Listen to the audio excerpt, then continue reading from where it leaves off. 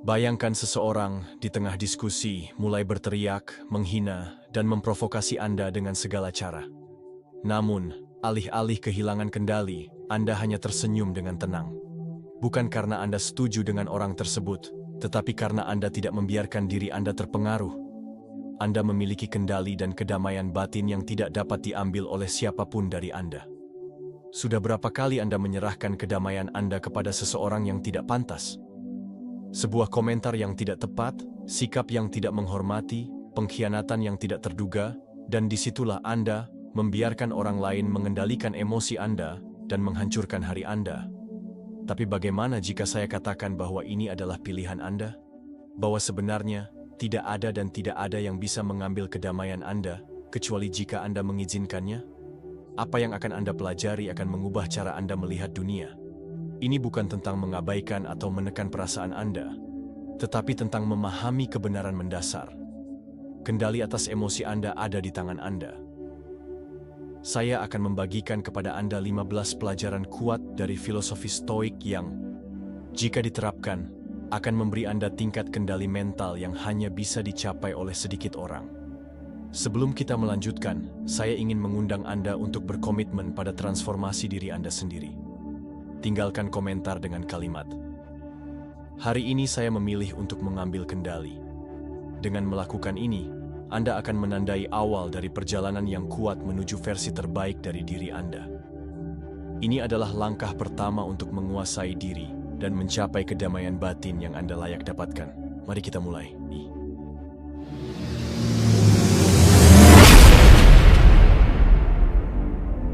1.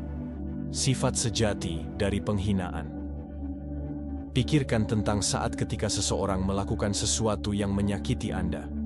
Mungkin sebuah komentar yang kejam, sikap yang tidak menghormati, atau bahkan pengkhianatan yang tidak terduga.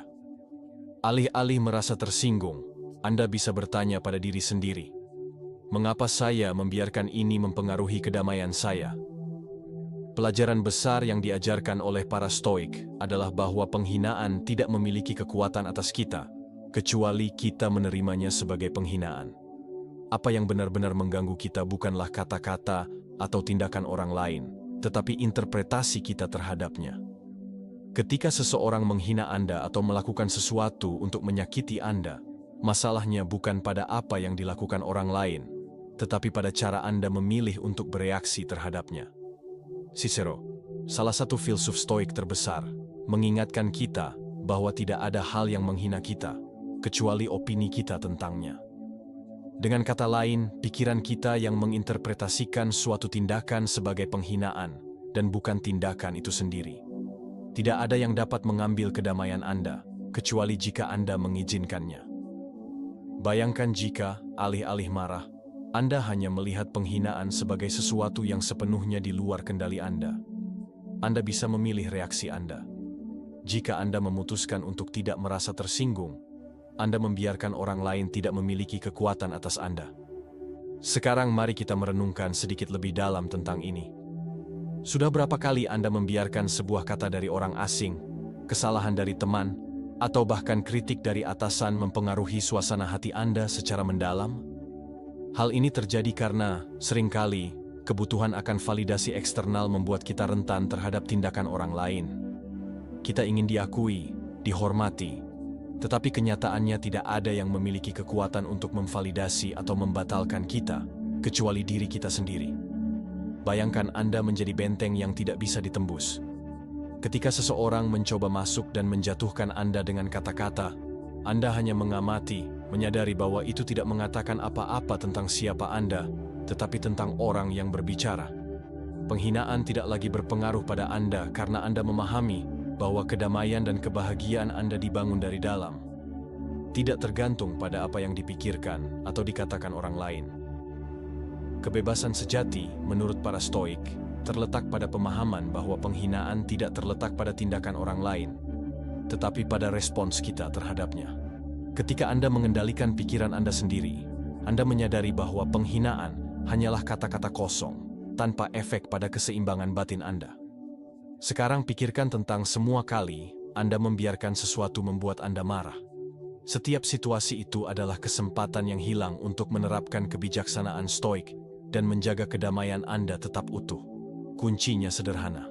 Jangan biarkan penghinaan dari orang lain menentukan keadaan emosional Anda. Anda memiliki kekuatan untuk memilih bagaimana bereaksi, dan ketika Anda membuat keputusan sadar ini, kedamaian batin Anda tidak akan pernah terganggu lagi.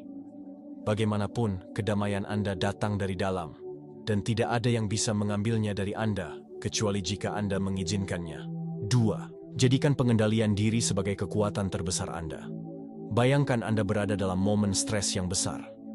Seseorang memprovokasi Anda, sesuatu tidak berjalan sesuai harapan, atau bahkan kekacauan sehari-hari mulai menguras energi Anda. Kemarahan, frustrasi, ketakutan. Apakah Anda membiarkan diri Anda dikuasai oleh emosi ini, atau memilih jalur yang berbeda? Para stoik tahu bahwa kekuatan sejati tidak terletak pada mengendalikan apa yang terjadi di sekitar kita, tetapi pada mengendalikan bagaimana kita bereaksi terhadapnya. Kebebasan sejati tidak terletak pada melakukan apa yang kita inginkan, tetapi pada tidak menjadi budak bagi dorongan kita sendiri.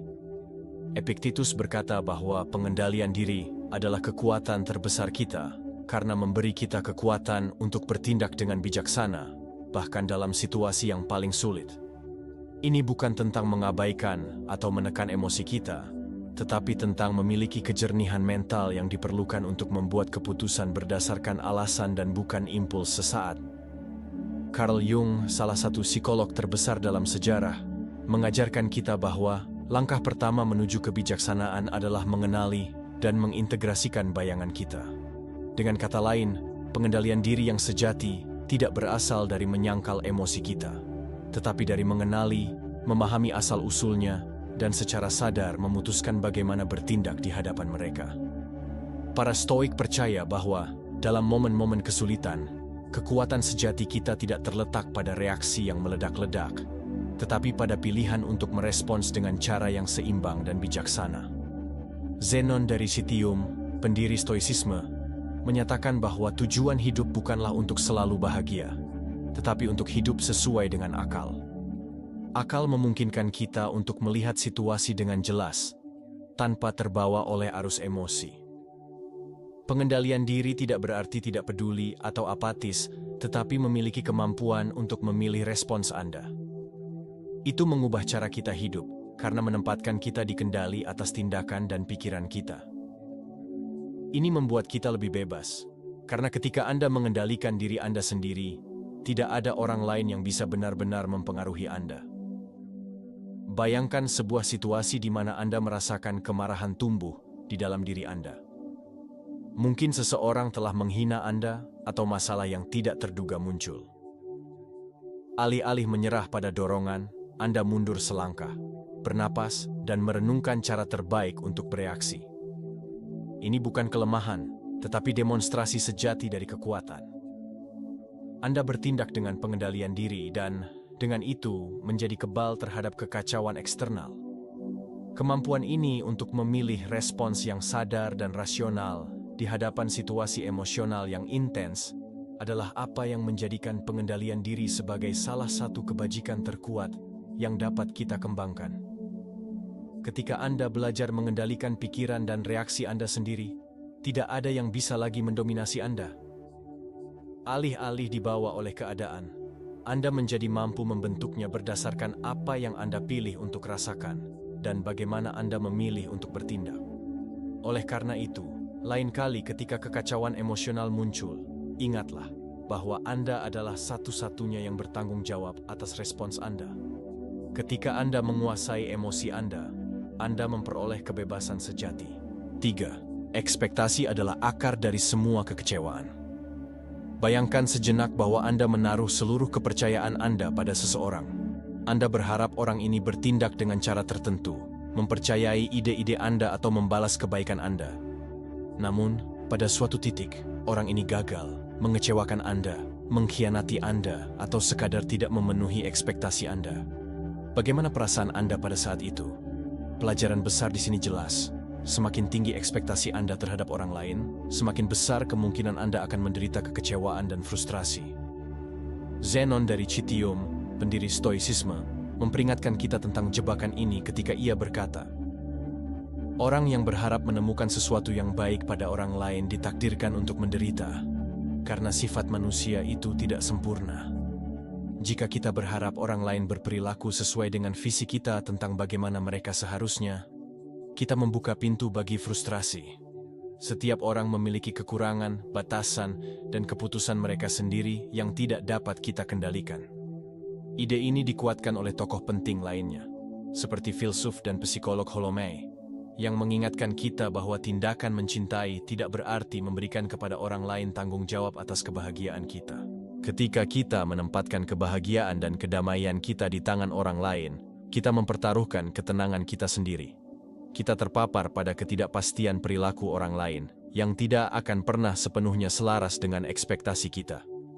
Filsuf Michel de Montaigne juga merenungkan hal ini ketika ia berkata, "Sumber utama penderitaan kita bukanlah apa yang orang lain lakukan kepada kita, tetapi apa yang kita harapkan mereka lakukan."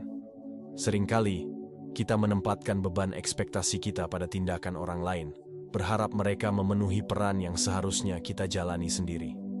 Ketika orang-orang tidak memenuhi ekspektasi tersebut, kedamaian kita dirampas dan penderitaan muncul.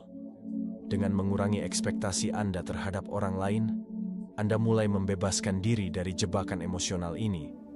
Ini tidak berarti Anda harus menjadi tidak peka atau tidak peduli, tetapi menerima bahwa orang lain memiliki perjalanan mereka sendiri, kesalahan mereka sendiri, dan batasan mereka sendiri. Alih-alih berharap dunia menyesuaikan diri dengan ekspektasi Anda mulai beradaptasi dengan realitas sebagaimana adanya, tanpa merasa frustrasi dengan apa yang tidak dapat Anda kendalikan. Praktik di sini sederhana, tetapi kuat.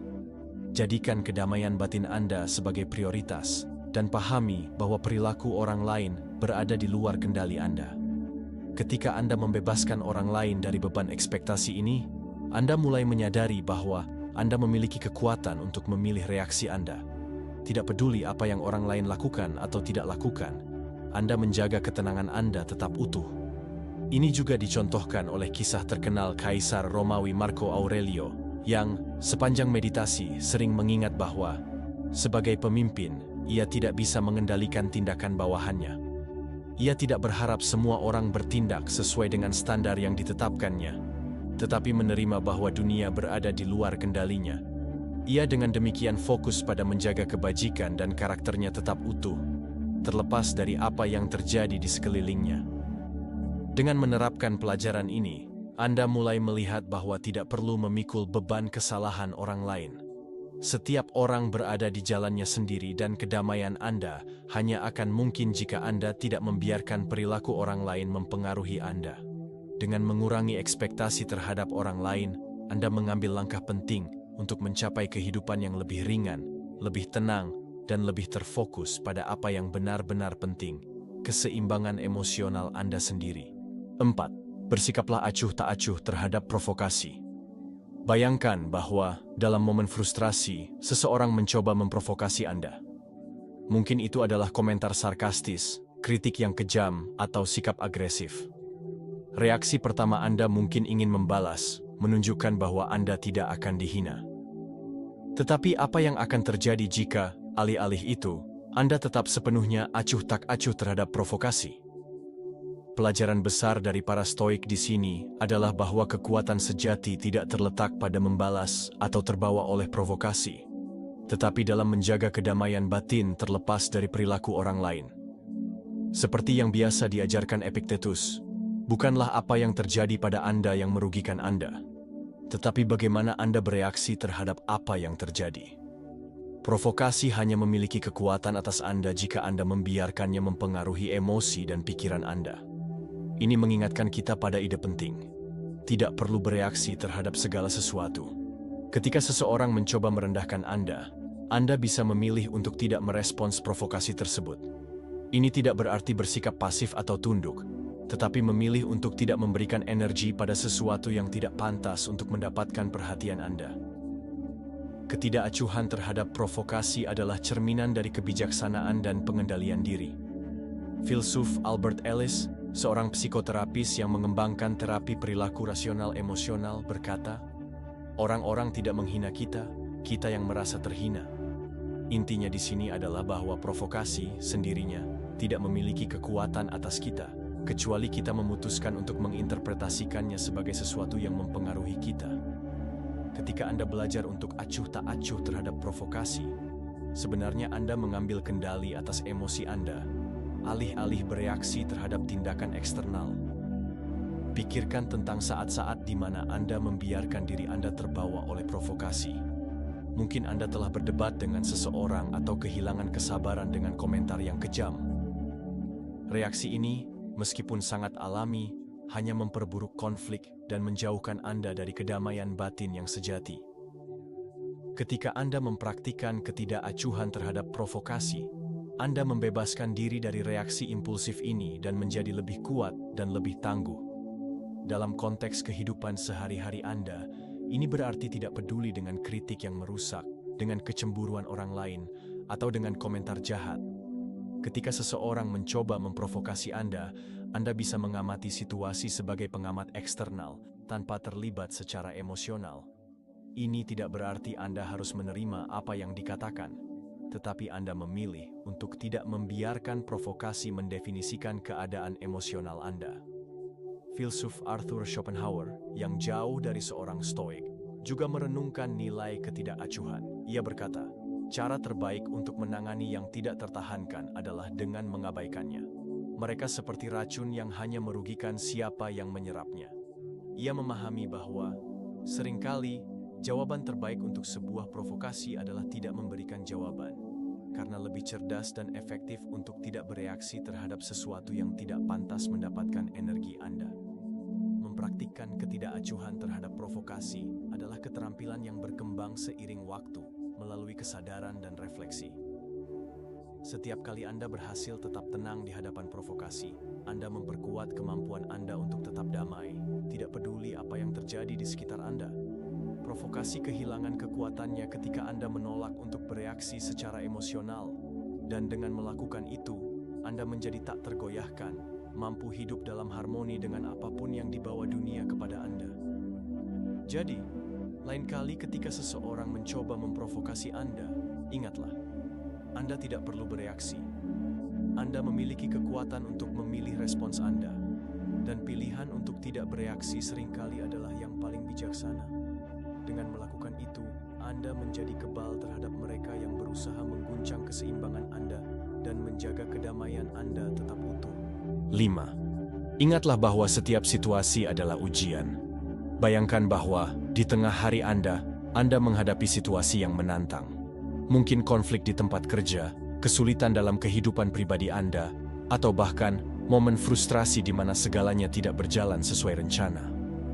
Bagaimana Anda bereaksi terhadap tantangan ini? Apakah Anda melihatnya sebagai rintangan, sesuatu yang harus dihindari, atau sebagai kesempatan untuk menguji kemampuan Anda untuk tetap tenang dan bijaksana? Bagi para Stoik, setiap situasi dalam hidup adalah ujian, kesempatan untuk melatih kebajikan kita dan memperbaiki karakter kita.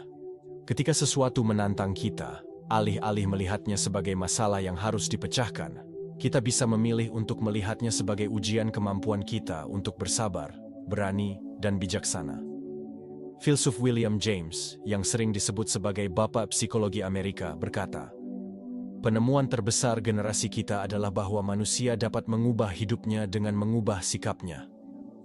Wawasan ini membawa kita pada ide sentral stoicisme. Situasi tidak memiliki kekuatan atas kita, tetapi sikap kita terhadapnya yang menentukan apakah kita keluar lebih kuat atau lebih lemah.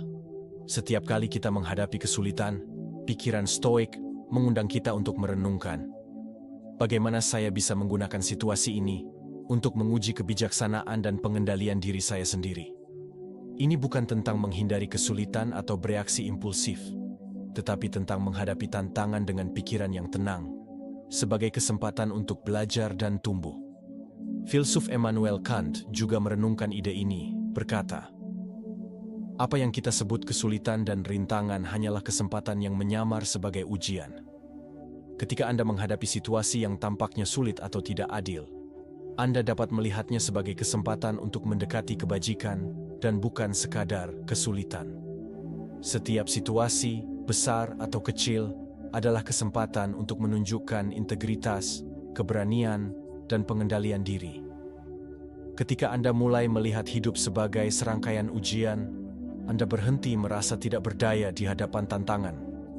Alih-alih marah atau terjebak oleh frustrasi, Anda menghadapi situasi dengan pola pikir yang terfokus pada solusi dan pembelajaran. Ini mengubah bahkan pengalaman yang paling negatif menjadi sumber pertumbuhan.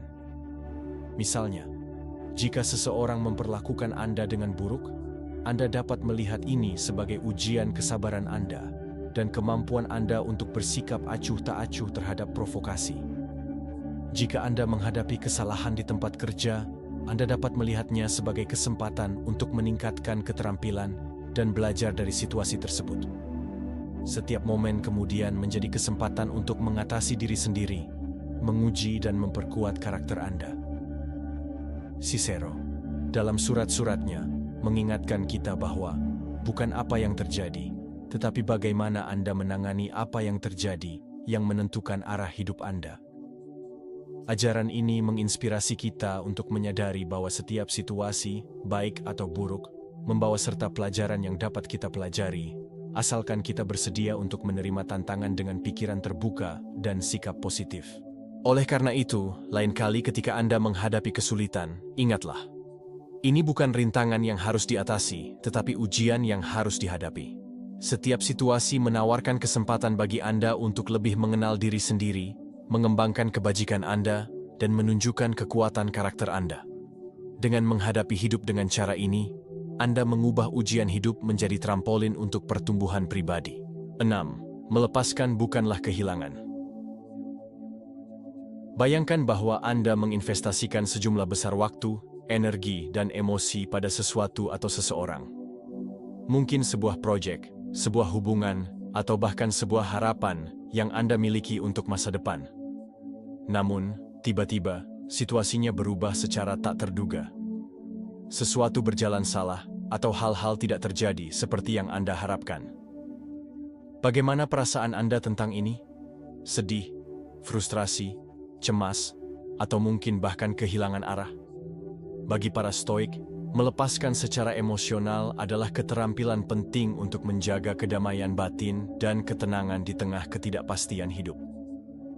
Alih-alih terikat pada hasil atau ekspektasi, para Stoik mengajarkan kita untuk melepaskan secara emosional dari hal-hal eksternal, memahami bahwa kebahagiaan sejati tidak tergantung pada apa yang terjadi di sekitar kita, tetapi pada bagaimana kita menangani situasi ini di dalam diri kita. Filsuf David Hume, meskipun bukan seorang Stoik, berbagi ide yang bergema dengan ajaran Stoik, menyatakan, kebahagiaan lebih tergantung pada sikap kita terhadap hal-hal daripada pada hal-hal itu sendiri. Ketika kita terikat pada hasil atau seseorang, kita menempatkan kedamaian kita di tangan sesuatu yang tidak dapat kita kendalikan. Hidup, seperti yang kita tahu, tidak pasti, dan hal-hal terus berubah. Entah itu cinta yang pergi, proyek yang gagal, atau bahkan kehilangan yang tak terduga. Konsep melepaskan secara emosional, menurut para Stoik, tidak berarti menjadi tidak peka atau acuh tak acuh, tetapi tidak membiarkan diri kita dikuasai oleh emosi yang muncul ketika hal-hal tidak berjalan sesuai rencana. Seperti yang dikatakan Epictetus, bukanlah hal-hal yang mengganggu kita, tetapi pendapat kita tentang hal-hal. Ketika kita berhenti menempatkan kebahagiaan kita pada sesuatu yang eksternal, kita mendapatkan kebebasan untuk hidup dengan lebih ringan dan tenang, terlepas dari keadaan. Dengan menguasai melepaskan, Anda menjadi lebih tahan terhadap perubahan dan kehilangan, karena Anda memahami bahwa yang benar-benar penting adalah bagaimana Anda menangani situasi, dan bukan apa yang dibawa situasi itu kepada Anda. Filsuf Friedrich Nietzsche juga memperingatkan kita tentang sifat sementara dari hidup dan hubungan. Segala yang diperlukan untuk kebahagiaan adalah belajar untuk cukup kuat, agar tidak diperbudak oleh apa yang tidak permanen. Dengan melepaskan hal-hal dan orang-orang, Anda memperkuat otonomi emosional Anda dan mencegah fluktuasi eksternal mencuri kedamaian batin Anda. Pikirkan tentang apa yang terjadi ketika Anda terikat pada sesuatu yang berada di luar kendali Anda. Kecenderungan alami adalah menciptakan ekspektasi, Dan ketika ekspektasi ini tidak terpenuhi, muncul frustrasi. Melepaskan secara emosional adalah latihan pembebasan dari ekspektasi, di mana Anda belajar untuk menghargai pengalaman dan orang-orang, tetapi tanpa mengharapkan mereka mendefinisikan siapa Anda atau menentukan keadaan emosional Anda. Sebuah contoh praktis dari ini bisa jadi adalah hubungan dengan pekerjaan. Bayangkan, Anda menginvestasikan banyak waktu dan energi dalam sebuah proyek, menempatkan semua harapan Anda pada kesuksesannya. Jika proyek itu gagal, melepaskan secara emosional memungkinkan Anda untuk menerima kegagalan dengan tenang. Tanpa itu, memengaruhi harga diri atau kebahagiaan Anda secara mendalam. Anda belajar dari pengalaman, menyesuaikan pendekatan Anda, dan melanjutkan tanpa membawa beban emosional dari kegagalan. Melepaskan juga sangat penting dalam hubungan pribadi kita. Ketika kita belajar untuk tidak bergantung secara emosional pada orang lain untuk kebahagiaan kita, kita menjadi lebih autentik dan seimbang. Ini tidak berarti kita harus acuh tak acuh terhadap orang lain, tetapi tidak menempatkan kedamaian kita di tangan mereka. Ini menciptakan hubungan yang lebih sehat, berdasarkan saling menghormati dan pemahaman, alih-alih ketergantungan emosional. Dengan menguasai seni melepaskan secara emosional, Anda menjadi lebih bebas untuk menerima ketidakpastian segala sesuatu, untuk hidup di masa kini, dan untuk memahami bahwa kita tidak perlu mengendalikan segalanya untuk bahagia. Kedamaian sejati datang dari dalam, dan kemampuan untuk melepaskan dari apa yang tidak bisa kita kendalikan adalah salah satu sumber terbesar dari kedamaian itu. 7. Visualisasikan masalah dan betapa kecilnya itu. Sekarang bayangkan sebuah masalah yang mengisi pikiran Anda. Sesuatu yang tampaknya besar, mendesak, mungkin bahkan menekan. Mungkin itu adalah utang, diskusi baru-baru ini, kesalahan yang Anda buat, atau situasi yang tampaknya di luar kendali. Sekarang tutup mata Anda sejenak dan bayangkan diri Anda mengamati situasi yang sama dari atas, dari puncak gunung, atau dari pesawat. Sekarang bayangkan Anda melihat hidup Anda dari luar angkasa. Apakah masalah itu masih tampak sebesar itu? Para Stoik mempraktikkan latihan mental yang dikenal sebagai pandangan dari atas, cara untuk menjauh secara emosional dari peristiwa-peristiwa untuk melihatnya dalam perspektif. Marco Aurelio, kaisar dan filsuf, menulis untuk dirinya sendiri. Lihatlah ke bawah langit dan renungkan luasnya waktu dan ruang. Apapun yang terjadi adalah seperti daun yang diterbangkan angin. Ini bukan cara untuk menyangkal masalah, tetapi untuk menyadari proporsi sebenarnya di dalam keseluruhan. Filsuf Blaise Pascal, saat merenungkan kondisi manusia, berkata, "Manusia hanyalah sebatang buluh yang paling rapuh dari alam. Tetapi ia adalah buluh yang berpikir." Dengan kata lain, kita kecil di hadapan kebesaran alam semesta. Tetapi kita memiliki kekuatan untuk memberi makna atau mengurangi beban dari hal-hal yang kita alami. Memvisualisasikan ketidakberartian masalah adalah antidot yang kuat terhadap kecemasan dan keputusasaan. Ketika Anda menyadari bahwa masalah yang mengganggu Anda hari ini tidak akan diingat dalam 5 tahun atau bahkan 10 tahun, Anda membebaskan diri dari intensitas emosional yang dibawanya. Sekarang Anda mendapatkan ruang internal untuk bernapas, merenung, dan bertindak dengan lebih jelas. Bayangkan badai di dalam gelas. Ketika Anda berada di dalamnya, semuanya tampak keruh, membingungkan, dan penuh keputusasaan. Tetapi ketika Anda menjauh, Anda menyadari bahwa itu hanyalah air yang bergolak dalam wadah yang terlalu kecil untuk menampung alam semesta emosional Anda. Sebagian besar masalah yang kita hadapi adalah seperti itu. Besar hanya selama kita tidak mengubah perspektif. Ilmuwan kognitif Lisa Feldman Barrett menyatakan bahwa otak manusia membangun makna berdasarkan konteks dan fokus. Dengan kata lain, apa yang Anda fokuskan tumbuh. Ketika Anda terlalu fokus pada masalah, masalah itu membesar. Tetapi ketika Anda menempatkannya dalam konteks yang lebih besar, yaitu kehidupan, waktu, dan alam semesta, masalah itu menjadi kecil. Kadang-kadang bahkan tidak relevan. Jenis visualisasi ini bukanlah pelarian, tetapi kebijaksanaan praktis. Ini adalah pengingat bahwa segala sesuatu akan berlalu. Rasa sakit, frustrasi, ketidaknyamanan, semuanya bersifat sementara. Ketika Anda melihat dengan mata akal dan filosofi, Anda melihat bahwa sebagian besar hal yang hari ini tampak besar, besok tidak akan membuat perbedaan sama sekali. Jadi, lain kali ketika sebuah masalah tampak tidak tertahankan, menjauh dari itu secara mental, lihat dari atas, lihat keseluruhannya. Anda bukanlah apa yang terjadi pada Anda. Anda adalah kesadaran yang mengamati. Dan semakin besar pandangan Anda, semakin kecil beban dari apa yang mengganggu Anda. Ingatlah, alam semesta ini luas, waktu tak terbatas, dan masalah Anda hanyalah sebuah titik di tengah semuanya itu. 8. Ketenangan adalah kekuatan. Pikirkan tentang sebuah situasi di mana semua orang di sekitar Anda kehilangan kendali, berteriak, bereaksi dengan impulsif, membuat keputusan yang terburu-buru. Sekarang bayangkan Anda berada di tengah kekacauan itu, menjaga sikap, bernapas dalam-dalam, berbicara dengan jelas, dan melihat ke mata siapapun yang mencoba mengguncang Anda. Ini bukan kelemahan, ini adalah penguasaan, ini adalah kekuatan. Bagi para Stoik, ketenangan bukan hanya sebuah kebajikan, tetapi senjata diam. Ini mengungkapkan pikiran yang terlatih, yang tidak terbawa oleh impuls, yang tidak menyerahkan keadaan emosionalnya ke tangan siapapun. Sementara yang lain terjebak dalam reaksi emosional, individu yang tenang menguasai dirinya sendiri, dan, karena itu, menguasai situasi. Strategis militer Cina Sun Tzu, penulis Seni Perang, pernah berkata, "Jika musuh Anda marah, provokasi dia. Jika dia tenang, hormati dia, karena akan lebih sulit untuk mengalahkannya." Bahkan dalam pertempuran, yang paling ditakuti bukanlah yang paling meledak-ledak, tetapi yang paling tenang. Karena tidak ada yang tahu apa yang diharapkan dari seseorang yang tetap tenang di hadapan konflik. Ketenangan menunjukkan persiapan, menunjukkan bahwa Anda telah berpikir, merenung, dan melatih jiwa Anda untuk situasi sulit. Seperti yang ditegaskan oleh ahli saraf Judith Willis, otak yang tenang membuat keputusan yang lebih cerdas, sementara otak dalam keadaan alarm mengaktifkan mekanisme pertahanan, bukan kebijaksanaan.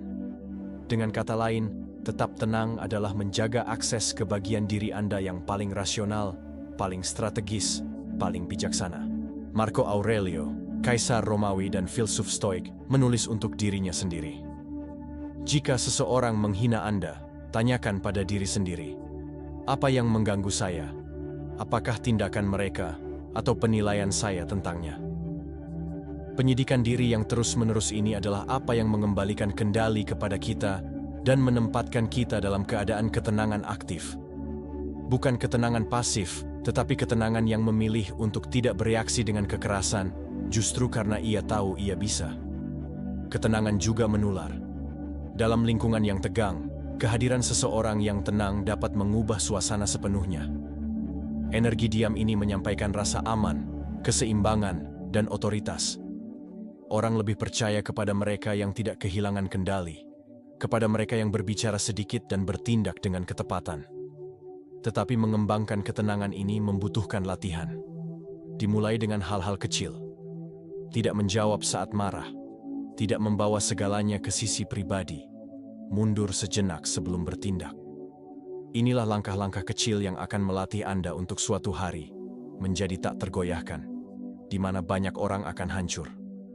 Jadi, ingatlah, lain kali ketika Anda ingin bereaksi impulsif, pilihlah diam, bernapas, dan tatap dengan tegas. Superioritas sejati tidak terletak pada menguasai orang lain, tetapi pada menguasai diri sendiri. Dan dalam hal ini, ketenangan akan selalu menjadi demonstrasi terbesar kekuatan Anda. Kemarahan berteriak, ketenangan memimpin. 9. Jangan bereaksi dengan kemarahan. Mainkan dengan pikiran. Seseorang memprovokasi Anda, mencoba membuat Anda marah, menyebarkan kebohongan, meragukan nilai Anda, menggagalkan ide-ide Anda. Apa yang Anda lakukan? Meledak? Bereaksi dengan kemarahan? Atau Anda tersenyum di dalam, bernapas dalam-dalam, dan menyadari bahwa ini hanyalah fase lain dari pelatihan mental Anda? Bagi para Stoik, kemarahan selalu merupakan pilihan. respons emosional yang hanya muncul ketika Anda kehilangan pandangan pada apa yang berada di bawah kendali Anda. Tetapi stoik sejati mengubah setiap penghinaan, setiap provokasi, setiap kemunduran menjadi ladang praktik. Dia tidak bermain dalam permainan emosional orang lain. Dia bermain dalam permainan miliknya. Ide ini menemukan gema dalam pemikiran Viktor Frankl, seorang psikiater dan penyintas Holocaust, yang berkata, antara rangsangan dan respons ada ruang. Dalam ruang itu terdapat kekuatan kita untuk memilih respons kita, dan dalam respons itu terdapat pertumbuhan dan kebebasan kita. Ketika Anda menyadari ruang ini, Anda menyadari bahwa kemarahan tidak dapat dihindari. Itu adalah pilihan, dan dalam pilihan ini lahir kekuatan. Bayangkan bahwa setiap orang yang sulit, setiap situasi yang tidak adil adalah tantangan, fase dari permainan interior Anda sendiri. Seperti dalam permainan, semakin sulit lawan, semakin Anda perlu menggunakan strategi, bukan emosi. Semakin banyak provokasi, semakin Anda menguji stabilitas Anda. Kemarahan ingin Anda bereaksi, tetapi pengendalian diri ingin Anda menang. Filsuf stoik Musonius Rufus berkata bahwa balas dendam terbaik terhadap seorang provokator adalah tidak menjadi seperti dia. Dengan kata lain, jika seseorang memperlakukan Anda dengan tidak hormat, respons yang paling kuat adalah menjaga martabat Anda tetap utuh. Ini tidak berarti menerima ketidakadilan, tetapi menangani mereka tanpa kehilangan apa yang paling berharga: kejernihan, fokus, dan ketenangan Anda. Menguasai permainan mental ini adalah berhenti terkejut dengan perilaku orang-orang. Seperti yang dikatakan Clarice Lispector, orang-orang adalah apa adanya. Masalahnya adalah ekspektasi yang kita ciptakan. Ketika Anda memahami bahwa dunia itu kacau dan orang-orang itu tidak sempurna, kemarahan kehilangan efek kejutan. Dan ketika sesuatu tidak mengejutkan Anda, itu tidak mendominasi Anda. Ubah kemarahan menjadi strategi. Alih-alih bereaksi, amati. Alih-alih menyerang, diam. Alih-alih membela diri, berjalanlah dengan tegas. Inilah kecerdasan emosional stoik. Tidak memberikan orang lain kekuatan untuk mengendalikan Anda dengan provokasi. Anda tidak perlu membalas. Anda perlu menang dari dalam. Dan kemenangan bukanlah mempermalukan orang lain, tetapi keluar dari situasi lebih baik daripada sebelumnya. Dengan kedamaian Anda tetap utuh dan pikiran Anda tajam. Ingatlah, siapapun yang membuat Anda marah menguasai Anda. Siapapun yang Anda abaikan akan menghilang. Jadi, lain kali ketika kemarahan mengetuk pintu, jangan undang dia masuk. Gunakan momen itu sebagai bagian dari pelatihan Anda. Karena dalam permainan mental ini, ketenangan adalah pedang Anda, dan kemarahan hanya berguna bagi mereka yang belum belajar cara bermain. 10. Sadari bahwa hidup itu singkat. Hidup itu singkat dan, seringkali, kita tersesat dalam kekhawatiran yang tidak berarti. Ingatlah bahwa setiap momen itu berharga, dan kita tidak boleh menyia-nyiakannya dengan kemarahan, frustrasi, atau kebencian. Dengan menjaga kesadaran ini, Anda dapat fokus pada apa yang benar-benar penting dan mengembangkan kedamaian batin. Pelajaran-pelajaran ini dari para stoik mengajarkan kita untuk hidup dengan cara yang lebih sadar dan seimbang. Dengan menerapkan prinsip-prinsip ini dalam hidup Anda dapat menemukan kebebasan emosional yang sejati dan kedamaian yang Anda inginkan. Sekali waktu, pikirkan bahwa semua yang Anda miliki, rumah Anda, harta benda Anda, hubungan Anda, masa muda Anda, bahkan napas Anda sendiri bisa menghilang kapan saja. Ini mungkin menakutkan, tetapi bagi para stoik, kesadaran ini bukanlah alasan untuk putus asa. Sebaliknya, ini adalah kunci untuk hidup dengan lebih hadir, bersyukur, dan bijaksana. Hidup, seperti yang selalu diingatkan oleh para stoik, adalah singkat, rapuh, dan tidak terduga. Marcus Aurelius menulis setiap hari tentang kematian, bukan dengan morbiditas, tetapi sebagai pengingat bahwa tidak ada yang dijamin, baik besok maupun bahkan jam berikutnya. Dia berkata, Anda bisa mati sekarang juga. Biarkan itu membimbing tindakan, kata-kata, dan pikiran Anda. Filosofi ini, yang dikenal sebagai memento mori, ingatlah akan kematian, Bukanlah bertahan hidup dengan ketakutan, tetapi bertahan hidup dengan intensitas. Apa yang ada di depan Anda sekarang, ketika Anda memahami bahwa segalanya berlalu, Anda berhenti membuang-buang energi pada hal-hal sepele, kebencian, dan kekhawatiran yang tidak penting dalam aliran waktu yang besar. Penyair Romawi Horatius berkata, "Carpe diem, nikmati hari ini," dan nasihat ini tetap relevan. Itu berarti, jangan tunda hidup Anda. Jangan hidup seolah waktu tidak terbatas, karena itu tidak. Apa yang hari ini tampak abadi, sebuah rasa sakit, sebuah keterikatan, sebuah pencapaian, besok hanya akan menjadi kenangan, debu, sejarah. Segala sesuatu mengalir, segala sesuatu berubah, segala sesuatu berakhir. Ilmuwan saraf Mary Frances O'Connor, seorang ahli berduka, menyatakan bahwa kesadaran akan kehilangan yang akan datang adalah apa yang memberi kedalaman pada cinta, dan para Stoik mengetahuinya. Ketika Anda menerima bahwa segala sesuatu bersifat sementara, Anda mulai menghargai lebih, bukan kurang. Anda memeluk anak-anak Anda dengan lebih lembut, melihat langit dengan lebih perhatian, hidup dengan lebih hadir, karena Anda tahu bahwa ini tidak akan bertahan selamanya. Ketidakabadian juga merupakan balsam untuk rasa sakit. Jika semuanya berlalu, rasa sakit pun akan berlalu. Momen-momen kesedihan, krisis, kehilangan, tidak ada yang abadi. Seperti yang ditulis oleh filsuf Heraklitus, jauh sebelum Stoicisme. Tidak ada orang yang masuk ke sungai yang sama dua kali, karena sungai itu sudah tidak sama, dan dia juga tidak. Segala sesuatu berubah, termasuk Anda. Menyadari ketidakabadian hidup membuat Anda lebih tenang, lebih bijaksana, lebih bebas. Anda berhenti melawan waktu dan mulai mengalir bersamanya. Anda memahami bahwa satu-satunya hal yang benar-benar Anda miliki adalah saat ini, dan bahwa tidak ada gunanya menyia-nyiakannya dengan kemarahan, terburu-buru, atau gangguan. Jadi, ingatlah, semua yang Anda cintai akan berubah. Semua yang Anda takuti juga. Ini bukan tragedi, ini adalah sifat kehidupan. Dan dengan menerimanya dengan hati yang terbuka, Anda mulai benar-benar hidup dengan tujuan. Jangan tunggu waktu berlalu untuk menyadari nilai sekarang. Jadilah sadar, bersyukur, hadir.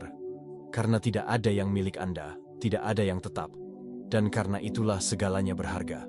11. Lihatlah rasa sakit di balik penghinaan. Ketika seseorang menyerang Anda, memprovokasi Anda, atau memperlakukan Anda dengan tidak hormat, reaksi otomatis biasanya adalah kemarahan, dorongan untuk membela diri, untuk menyerang balik, untuk menunjukkan bahwa Anda tidak menerima diperlakukan seperti itu. Tetapi bagaimana jika Anda mundur selangkah? Dan jika, alih-alih bereaksi dengan kemarahan, Anda melihat orang itu dan bertanya dalam hati, apa yang coba disembunyikan oleh jiwa yang terluka ini? Para Stoik mengajarkan kita bahwa kita tidak boleh mengambil sesuatu secara pribadi, karena hampir semua yang orang lakukan adalah cerminan dari mereka, bukan dari kita. Marcus Aurelius menulis, ketika seseorang merugikan Anda, itu karena dia bertindak tanpa mengerti apa itu kebaikan. Dengan kata lain, siapapun yang menyakiti, sebagian besar waktu, bertindak dari rasa sakit, ketidaktahuan, atau ketidakseimbangan. Ide ini selaras dengan pandangan biksu Vietnam Thich Nhat Hanh yang mengatakan, ketika seseorang berbicara atau bertindak dengan kemarahan, itu karena dia sedang menderita dan penderitaan ingin dipahami. Belas kasih dalam hal ini bukanlah pasif, tetapi kejelasan. Ini adalah melihat orang lain bukan sebagai musuh, tetapi sebagai seseorang yang mungkin tidak pernah belajar menghadapi rasa sakitnya sendiri. Kemarahan itu sendiri adalah respons yang alami. Tetapi apa yang Anda lakukan dengan itu adalah yang menentukan kekuatan batin Anda. Mengubahnya menjadi belas kasih tidak berarti menerima penyalahgunaan atau ketidakadilan. Itu berarti tidak membiarkan perilaku orang lain merusak kedamaian dan karakter Anda. Ini adalah bentuk perlindungan diri yang mendalam. Anda memilih untuk tidak membawa beban kepahitan yang tidak lahir dari diri Anda. Psikolog Marshall Rosenberg, pencipta komunikasi non-kekerasan, mengatakan bahwa di balik setiap tindakan agresif ada kebutuhan yang tidak terpenuhi. Ketika Anda mengembangkan pandangan ini, Anda mulai melihat orang lain dengan lebih memahami dan diri sendiri dengan lebih ringan. Kemarahan larut ketika Anda menyadari bahwa sebagian besar perilaku manusia berasal dari kebingungan, rasa sakit, dan ketakutan. Bayangkan sekarang kekuatan seseorang yang, meskipun diserang, tetap teguh, jernih, dan murah hati, yang tidak merespons dengan kebencian, tetapi dengan keheningan dan belas kasih. Orang ini tidak lemah. Dia berada di atas konflik. Dia tahu bahwa memberi makan siklus kemarahan hanya memperpetuasi penderitaan, dan bahwa menghentikan siklus ini membutuhkan keberanian dan kedewasaan. Mengubah kemarahan menjadi belas kasih adalah sebuah tindakan kecerdasan emosional yang mendalam. Ini adalah mengatakan, "Saya melihat rasa sakitmu, tetapi itu tidak akan menjadi milikku." Ini adalah melindungi kedamaian Anda tanpa perlu memenangkan argumen atau mempermalukan siapapun. Karena pada akhirnya, seperti yang dikatakan pepatah Buddha kuno, menyimpan kemarahan adalah seperti memegang bara api dengan niat untuk melemparkannya ke seseorang. Anda adalah orang yang terbakar terlebih dahulu. Jadi, lain kali seseorang berusaha menyakiti Anda, ingatlah, Anda bisa memilih. Anda bisa memberi makan api atau memadamkan nyala dengan air belas kasih. Dan dalam pilihan ini terletak kekuatan sejati dari jiwa yang stoik. 12. Kembangkan rasa syukur sebagai perisai untuk jiwa. Pikirkan berapa kali Anda mendapati diri Anda mengeluh tentang lalu lintas, atasan, kehidupan yang belum seperti seharusnya. Sekarang, berhenti sejenak dan lihat sekeliling Anda. Bernapaslah. Anda hidup, Anda sedang membaca ini. Anda memiliki mata yang melihat, pikiran yang berpikir, hati yang merasakan. Itu sendiri adalah hal yang luar biasa. Bagi para stoik, rasa syukur bukan hanya perasaan yang indah. Itu adalah praktik filosofis, alat untuk memperkuat jiwa. Ini adalah latihan harian untuk mengakui bahwa, terlepas dari semua yang kurang, ada jauh lebih banyak yang sudah ada dan bahwa, dengan menyadari apa yang sudah kita miliki, kita secara drastis mengurangi kekuatan ketidakpuasan, iri, dan kesedihan. Musonius Rufus, guru Epictetus, mengajarkan bahwa siapapun yang tidak belajar untuk bersukacita dengan apa yang sudah dimiliki akan selamanya menjadi budak dari apa yang masih diinginkan. Orang Stoik memahami bahwa dengan menghargai saat ini, mereka tidak menjadi pasif. Mereka hanya berhenti menjadi tidak bersyukur, karena ketidaksyukuran adalah racun diam yang menghalangi kita untuk melihat kekayaan yang tersembunyi dalam hal-hal biasa. Ilmu pengetahuan modern, pada gilirannya, telah mengonfirmasi apa yang sudah diketahui oleh para bijak kuno. Psikolog Robert Emmons, salah satu ahli terkemuka tentang rasa syukur, menunjukkan dalam penelitiannya bahwa orang-orang yang mengembangkan kebiasaan bersyukur setiap hari memiliki tingkat kebahagiaan yang lebih tinggi, tidur yang lebih baik, lebih sedikit gejala depresi, dan lebih banyak ketahanan dalam menghadapi kesulitan. Rasa syukur adalah, oleh karena itu, bentuk ketahanan. Ini adalah mengatakan terima kasih, bahkan di tengah rasa sakit, bahkan ketika semuanya tidak sempurna, bahkan ketika ada alasan untuk mengeluh. Ini adalah melihat apa yang tetap, apa yang masih berfungsi, apa yang masih indah, bahkan di tengah reruntuhan. Ketika Anda mulai mengembangkan rasa syukur, Anda mulai memprogram ulang pikiran Anda untuk fokus pada apa yang benar dan tidak hanya pada apa yang salah. Anda menyadari bahwa apa yang hari ini tampak biasa, seperti segelas air bersih, percakapan yang tulus, atau matahari terbit yang sederhana, adalah sebenarnya sebuah keajaiban yang diam terjadi di depan mata Anda. Filsuf Romawi Seneca menulis, "Tidak ada yang lebih terhormat daripada hati yang mengakui nilai dari apa yang dimilikinya." Pengakuan ini adalah pilihan, kebiasaan, praktik, dan semakin Anda melakukannya, semakin pikiran Anda menjauh dari kekurangan dan mendekati kedamaian. Rasa syukur bukanlah menolak masalah. Ini adalah memiliki keberanian untuk melihat cahaya, bahkan ketika ada bayangan. Ini adalah jenis kebijaksanaan yang membebaskan kita dari ilusi bahwa kita perlu lebih banyak untuk bahagia, ketika, pada kenyataannya, kekayaan sejati dimulai ketika kita belajar melihat kekayaan saat ini.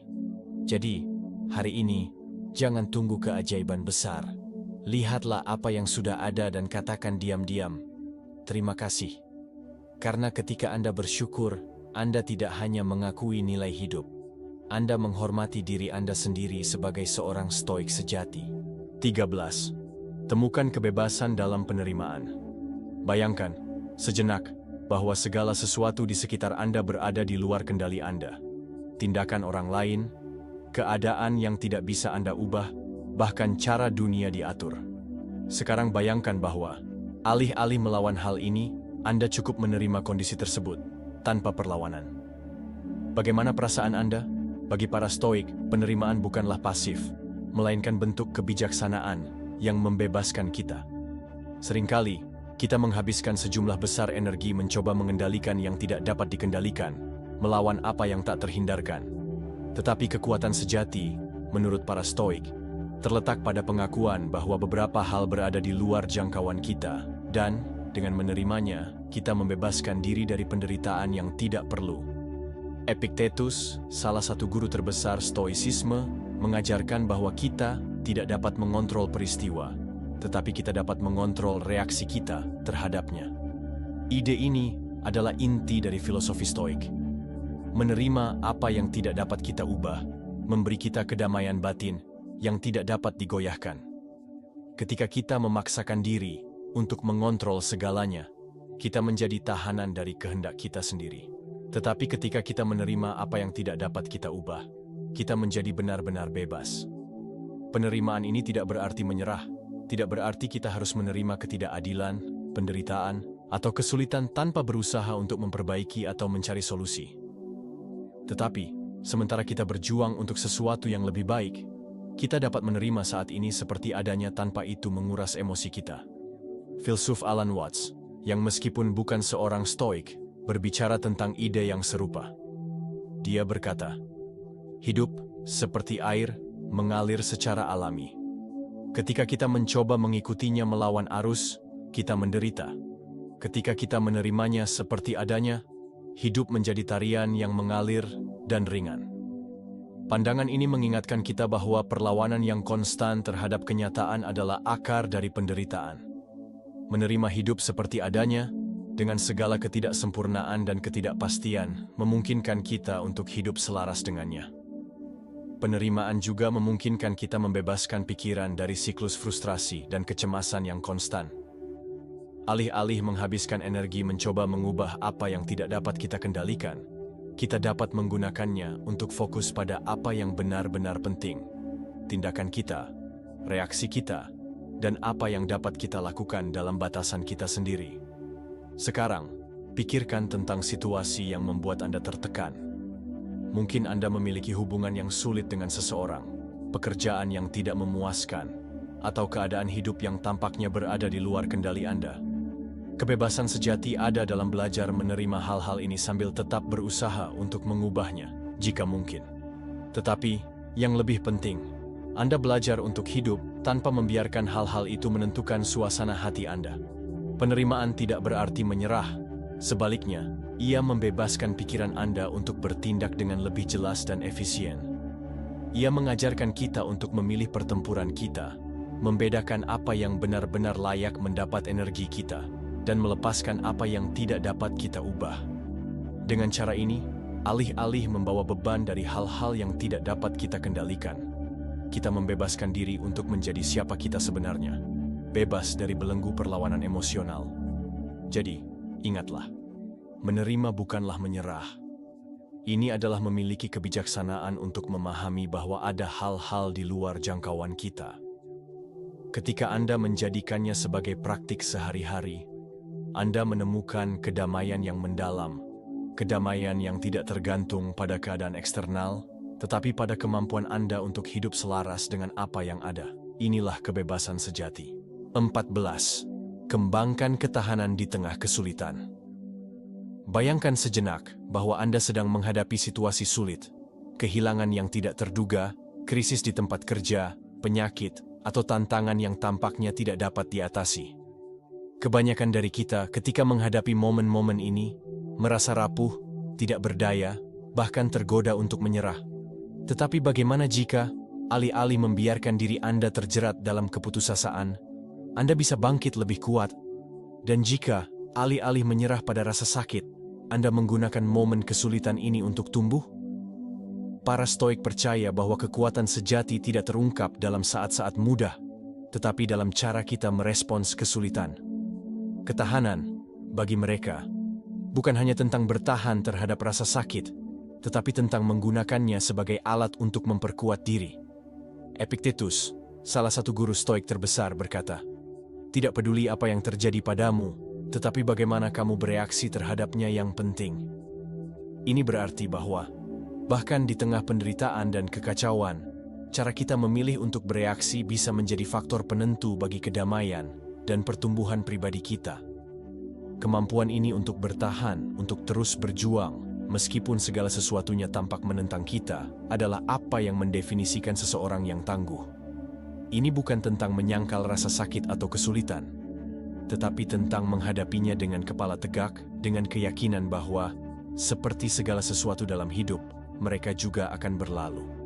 Psikolog Stephen Southwick, yang telah mempelajari ketahanan manusia secara mendalam, mengatakan bahwa orang-orang yang tangguh bukanlah mereka yang tidak pernah gagal, tetapi mereka yang, bahkan di tengah kegagalan, terus mencoba. Ini adalah prinsip dasar Stoicisme. Tidak peduli berapa kali Anda jatuh, tetapi berapa kali Anda bangkit.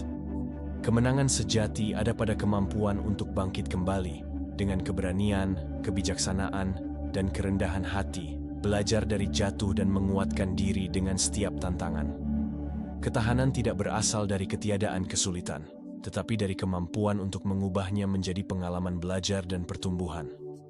Ketika kita menghadapi kesulitan dengan pola pikir Stoik, kita tidak melihatnya sebagai hambatan, tetapi sebagai peluang untuk menjadi lebih kuat, lebih bijaksana, lebih siap untuk apa yang akan datang. Misalnya, bayangkan situasi di mana Anda gagal dalam proyek penting. Respons otomatis mungkin adalah frustrasi, keputusasaan, ketakutan untuk gagal lagi. Tetapi, alih-alih menyerah pada perasaan tersebut, pola pikir yang tangguh akan mengadopsi pandangan Stoik untuk melihat setiap kegagalan sebagai pelajaran berharga. Apa yang bisa saya pelajari dari ini? Menjadi pertanyaan sentral. Bagaimana saya dapat menggunakan pengalaman ini untuk menjadi lebih terampil, lebih siap, lebih seimbang? Setiap kesalahan menjadi trampolin untuk kesuksesan di masa depan. Selain itu, ketahanan juga tentang mempertahankan ketenangan dalam situasi tekanan. Filsuf Seneca mengajarkan bahwa bukan beban yang menjatuhkan kita, tetapi cara kita membawanya. Ini berarti bahwa, ketika menghadapi kesulitan, sangat penting untuk menjaga pikiran tetap jernih dan fokus. Alih-alih terjebak dalam penderitaan yang segera, kita bisa belajar untuk menghadapi kesulitan dengan ketenangan dan kontrol emosional, melihatnya sebagai bagian dari perjalanan, bukan sebagai akhirnya. Ketahanan Stoik diberdayakan oleh gagasan bahwa segala sesuatu yang terjadi adalah kesempatan untuk menjalankan kebajikan dan kebijaksanaan kita. Dan melalui pandangan ini, kita tidak hanya mampu bertahan, tetapi tumbuh di masa-masa sulit.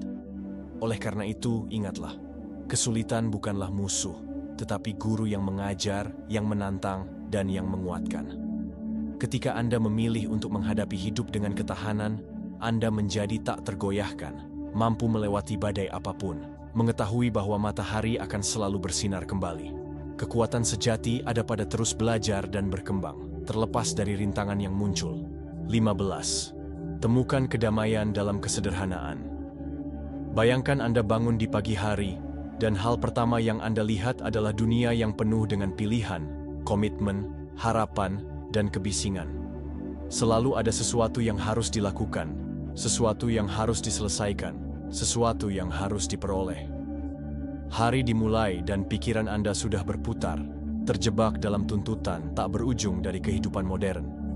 Tetapi bagaimana jika, alih-alih itu, Anda bisa berhenti sejenak dan menghargai apa yang sederhana?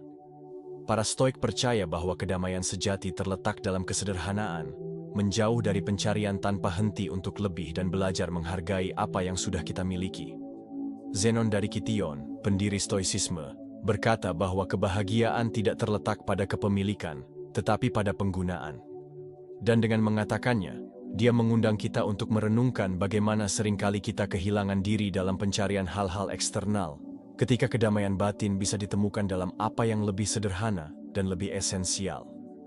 Kesederhanaan, dalam pandangan Stoik, bukan berarti hidup secara monastik atau menghindari hal-hal baik dalam hidup. Itu berarti menemukan kebahagiaan dalam hal-hal kecil, dalam momen-momen tenang, dalam ketenangan pikiran, dan dalam hubungan yang tulus. Kita hidup di dunia yang terus-menerus mendorong kita untuk mengkonsumsi, untuk mencari tujuan berikutnya, untuk mendapatkan lebih banyak, melakukan lebih banyak. Tetapi, pada suatu saat, kita harus memilih kedamaian dan ketenangan yang ditawarkan oleh kesederhanaan. Filsuf Henry David Thoreau menulis, "Hidup itu sederhana, tetapi kita bersikeras untuk memperumitnya." Kita adalah ahli dalam menciptakan kompleksitas, dikelilingi oleh hal-hal dan tugas yang pada akhirnya tidak membawa kepuasan sejati. Kebahagiaan sejati, menurut para Stoik, tidak terletak pada kelebihan, tetapi pada keseimbangan dan kesederhanaan. Lebih sedikit adalah lebih, bukan hanya sebuah konsep estetika, tetapi sebuah filosofi hidup. Apakah Anda pernah menyadari betapa kebahagiaan terbesar dalam hidup ada dalam hal-hal yang paling sederhana? Secangkir kopi panas di pagi hari, berjalan di luar ruangan, percakapan mendalam dengan seorang teman. Bukan pencapaian besar yang paling menyentuh kita, tetapi momen-momen kecil kedamaian yang muncul ketika kita berhenti berlari mengejar lebih banyak dan mulai menghargai apa yang benar-benar penting. Cicero, dalam surat-suratnya, mengajarkan bahwa bukan harta benda yang membawa kebahagiaan, tetapi kemampuan untuk merasa puas dengan sedikit.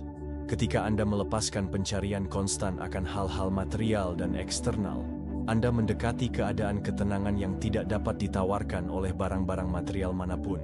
Kekayaan sejati terletak pada kemampuan untuk bahagia dengan apa yang sudah dimiliki. Jenis kesederhanaan ini juga berlaku untuk pikiran kita. Seringkali, pikiran kita terbebani, penuh dengan kekhawatiran dan harapan. Tetapi, dengan mencari kesederhanaan mental, Anda dapat melatih pikiran Anda untuk fokus pada yang esensial, untuk mencari kejelasan di tengah kebingungan. Seperti yang dikatakan Epictetus, kebebasan dimulai ketika Anda memutuskan untuk tidak lagi menjadi budak dari gangguan Anda sendiri. Bayangkan kemudian sebuah hari di mana Anda secara sengaja memilih kesederhanaan. Anda bangun, melakukan apa yang perlu dilakukan, menghargai setiap momen, dan memberi diri Anda izin untuk beristirahat. Anda tidak terjebak dalam pikiran yang rumit atau dalam kesibukan dunia modern. Anda memberi diri Anda kesempatan untuk menikmati kesenangan sederhana dari hidup, dari keberadaan. Ketika Anda menemukan kedamaian dalam kesederhanaan, Anda mulai menyadari bahwa Anda tidak perlu banyak untuk bahagia. Anda tidak perlu hari yang sempurna, hidup tanpa kesulitan, atau pencapaian besar untuk merasakan kepuasan. Kedamaian ada di setiap langkah, di setiap napas, dalam penerimaan terhadap apa adanya, dan dalam rasa syukur atas apa yang sudah dimiliki. Oleh karena itu, jika Anda ingin menemukan kedamaian sejati, mulailah menyederhanakan hidup Anda. Sederhanakan pikiran Anda, tujuan Anda, hubungan Anda, dan harapan Anda. Bebaskan diri Anda dari beban yang tidak perlu yang Anda bawa, dan dengan melakukannya, Anda akan menemukan bahwa kedamaian sudah ada di sana sepanjang waktu, menunggu Anda untuk melihatnya dalam bentuk yang paling sederhana. Saya sangat berharap pesan ini bermanfaat.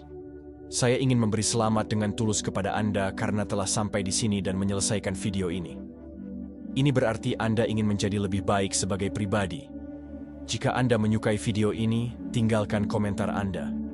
Jika Anda tidak tahu apa yang harus dikomentari, komentarlah rasa syukur, sehingga saya tahu bahwa Anda telah menonton sampai akhir. Jika Anda belum berlangganan saluran ini, apa yang Anda tunggu? Daftar sekarang dan bergabunglah dengan kami. Stoicisme penuh dengan ajaran seperti ini, yang dapat diterapkan dalam kehidupan sehari-hari kita. Oleh karena itu, saya mendorong Anda untuk terus belajar tentang filosofi ini. Saya tinggalkan di sini 2 video penuh dengan kebijaksanaan Stoik untuk Anda terus belajar.